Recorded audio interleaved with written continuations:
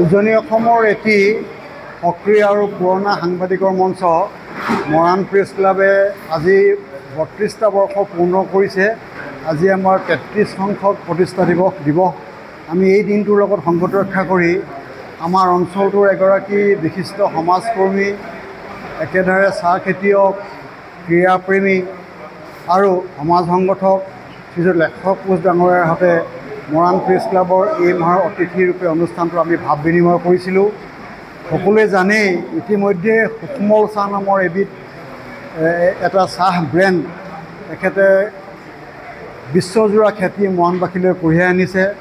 লেখক কোচ ডাঙৰীয়া এগৰাকী নিষ্ঠাৱান চাহ খেতিয়কে নহয়, তেওঁ আমাৰ অঞ্চলটোত এটা পূৰ্ণ পৰ্যায়ৰ প্ৰথমটো চিকিৎসালয় প্ৰতিষ্ঠা কৰা ব্যক্তি, সমাজকৰ্মী, ক্ৰীড়া সংগঠক আদি বহু গুণেৰে তেখেত বিভূষিত।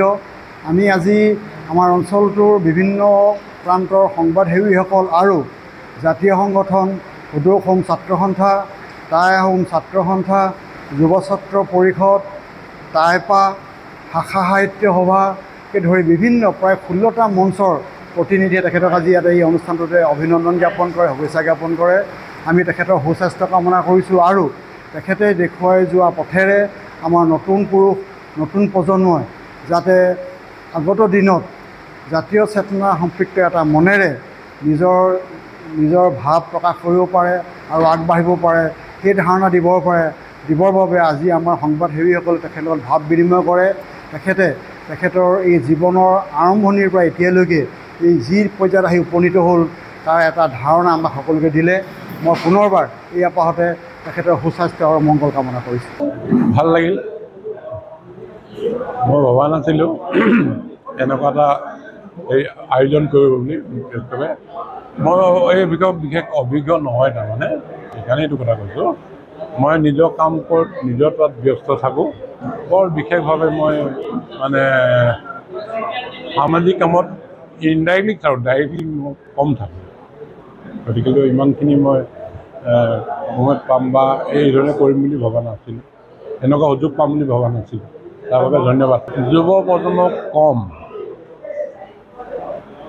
পঢ়া-শুনাৰ উপৰিও কৰ্মৰ প্ৰতি ধাউতি থকাটো ভাল। নিৰ্দিষ্ট লক্ষ্য থাকিব লাগে মানুহৰ জীৱনত। লক্ষ্য থাকিলে মানুহ ফেইলাৰ নহয় আৰু হাতে কামে লাগিব ভাবি থাকিলে নহয়। উন্নতি কৰিবলৈ হ'লে চিৰিয়াছ হ'বই লাগিব, সাহসো লাগিব, কৰ্মও কৰিব লাগিব। তেতিয়া সাধাৰণতে ছাকচেছ নোহোৱা কাৰণ নাথাকে। গতিকে যুৱ প্ৰজন্মই যাৰ যি কাম নিজৰ কামত মনোযোগ দিব লাগে। এইটো কাম বেয়া, সেইটো কাম ভাল, এইটো কথা নহয়।